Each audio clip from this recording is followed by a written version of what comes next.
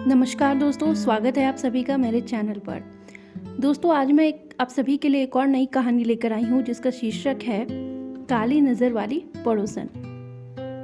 तो आप लोगों को यह कहानी कैसी लगती है वह मुझे कमेंट करके ज़रूर बताइएगा और मेरे चैनल को सब्सक्राइब करना ना भूलें और बेल आइकन को प्रेस करना ना भूलें, क्योंकि जब तक आप लोग बेल आइकन को प्रेस नहीं करेंगे तब तक आप लोगों को मेरे आने वाले वीडियोज़ के नोटिफिकेशंस नहीं मिलेंगे।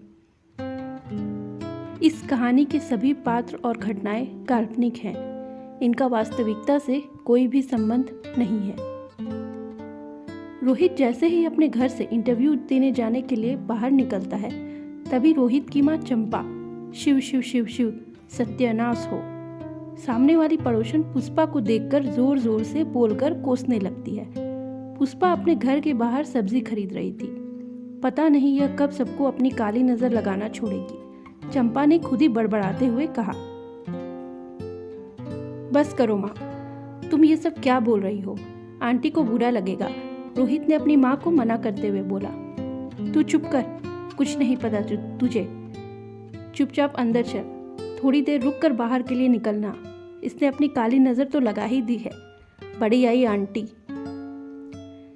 चंपा रोहित का हाथ खींचकर अंदर ले जाते हुए कहती है, अरे लेकिन माँ, मुझे इंटरव्यू के लिए देर हो जाएगी। रोहित अंदर जाते हुए अपनी माँ से कहता है, पर चंपा उसकी एक न सुनती है और उसे ज़बरदस्ती अंदर ले जाती है। सामने से पुष्पा सारी बातें चुपचाप सुन रही थी। वह बिना कुछ कहे चुपचाप सब्जी लेकर अंदर चली जाती है। बगल वाले घर से नेहा बड़ी हैरानी के साथ सब कुछ देख और सुन रही थी। उसे कुछ समझ नहीं आ रहा था कि आखिर यह सब चल क्या रहा है। नेहा भी अपने घर से बाहर सब्जी खरीदने को निकली थी। नेहा 2 दिन पहले ही बगल वाले घर में किराए पर अपने पति सुमेश के साथ रहने आई थी। नेहा और सुमेश की शादी कुछ दिन पहले ही हुई थी। नए होने के कारण वह दोनों यहाँ पर किसी को पहचानते नहीं थे। सुमेश एक एमएनसी में कार्यरत था और नेहा ने भी फैशन डिजाइनिंग का कोर्स किया हुआ था। शाम को जैसे ही सुमेश ऑफिस से वापस आता है, नेहा उसे सारी बातें बताती है। देखो नेहा, है तो यह गलत, पर हम अभी यहाँ नए नए आए हैं, हमें किसी के बारे में कुछ नहीं पता। हो सकता है चंपा आंटी और पुष्पा आंटी की आपस में ना बनती हो। सुमेश ने नेहा की बातों को सुनकर बोला, हाँ सुमेश, तुम ठीक कहते हो। मैं परसों पूजा में सभी को बुलाती हूँ, इसी बहाने सभी से जान पहचान भी हो जाएगी, नेहा ने सुमेश से कहा। सुमेश ने नेहा की बात मान ली। नेहा के घर पूजा में सभी पड़ोसी इकट्ठे होते हैं। पूजा समाप्त होने के बाद सभी एक दूसरे से बातचीत में व्यस्त हो जाते हैं। सभी एक साथ बैठे हुए थे। पुष्पा एक कोने में अकेली बैठी थी। अरे आंटी, आप उधर अकेली क्यों बैठी हैं? आइए ना, आप भी हम सबके साथ इधर बैठिए, नेहा पुष्पा को बुलाते हुए कहती है। नहीं नहीं बेटा, मैं इधर ही ठीक हूँ, पुष्पा नेहा को इनकार करते हुए कहती है। बातों बातों में नेहा चंपा से पूछती है, चंपा आंटी, आपके बेटे को नौकरी मिल गई क्या? अरे कहाँ, नौकरी कहाँ से मिलनी थी? जब इंटरव्यू में जाते वक्त ही इसकी काली नज़र मेरे बेटे को लग गई, चंपा ने पुष्पा की तरफ देखकर मुंह बिचकाते हुए बोला। नहीं भाभी जी, वो भैया इंटरव्यू के लिए ही लेट गए थे, इसलिए नौकरी नहीं मिली, रोहित की छोटी बहन रिंकी ने अपनी माँ की बातों को काटते हुए नेहा से कहा। रिंकी भी अपनी माँ के साथ नेहा के घर आई हुई थी। तू चुप रहेगी? बड़ी होशियार हो गई है आजकल, जैसे तुझे सब पता है, चंपा रिंकी को डांट कर चुप कराती है। नेहा पुष्पा से कुछ बात करती उससे पहले ही पुष्पा नेहा से अपने घर जाने की इजाज़त लेती है। पुष्पा के चले जाने के बाद चंपा नेहा से कहती है, देख बेटा, तेरी अभी नई नई शादी हुई है, इस मनहूस की काली नज़र अपनी गृहस्थी पर ना पड़ने दे तो अच्छा होगा। ठीक है, बहुत देर हो गई, अब मैं चलती हूँ। मैंने जो बोला वो ध्यान रखना और किसी चीज़ की ज़रूरत हो तो कहना। चंपा फुसफुसाते हुए नेहा से बोलती है और अपने घर को निकल जाती है। नेहा अभी भी कुछ समझ नहीं पा रही थी कि आखिर चंपा बार बार ऐसा क्यों कहती है। दूसरे दिन नेहा चंपा के घर आती है।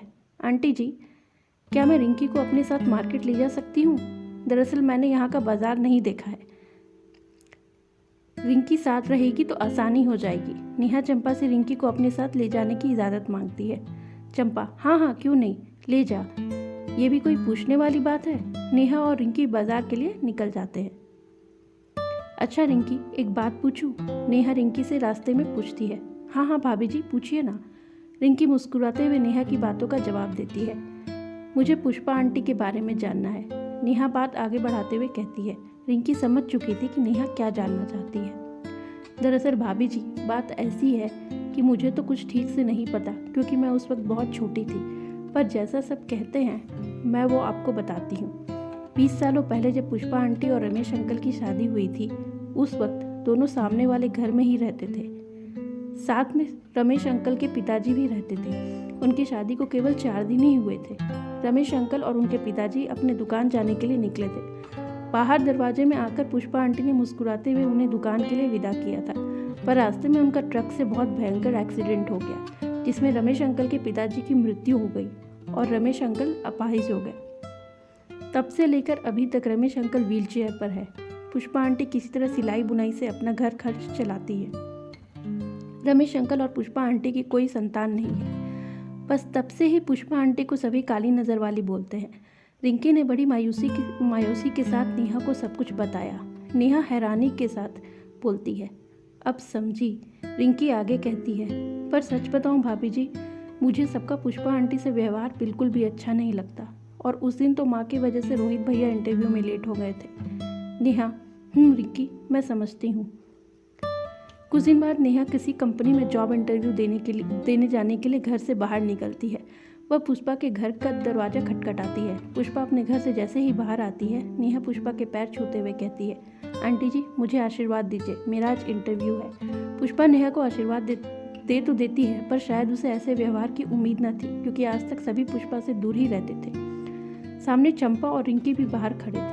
चंपा आंखें फाड़ फाड़ कर नेहा को देख रही थी। नेहा जैसे ही चंपा का आशीर्वाद लेने चंपा के पास आई, चंपा मुंह ऐंठ कर बिना नेहा को आशीर्वाद दिए बड़ी आई फैशन डिजाइनर।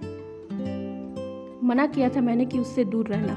अरे नौकरी मिलेगी तब ना, बुदबुदाती हुई अंदर चली जाती है। नेहा रिंकी को बाय कहती है और आगे निकल जाती है।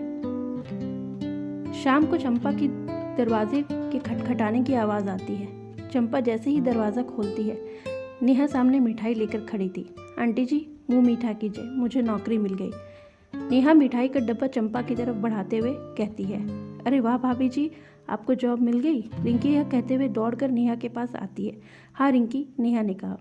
चंपा चुपचाप खड़ी थी। देखा आंटी जी, कोई बुरी नज़र वाला या काली नज़र वाला नहीं होता। सुबह मैं पुष्पा आंटी का आशीर्वाद लेकर घर से बाहर निकली थी, फिर भी मुझे नौकरी मिल गई, नेहा ने चंपा की ओर देखते हुए कहा।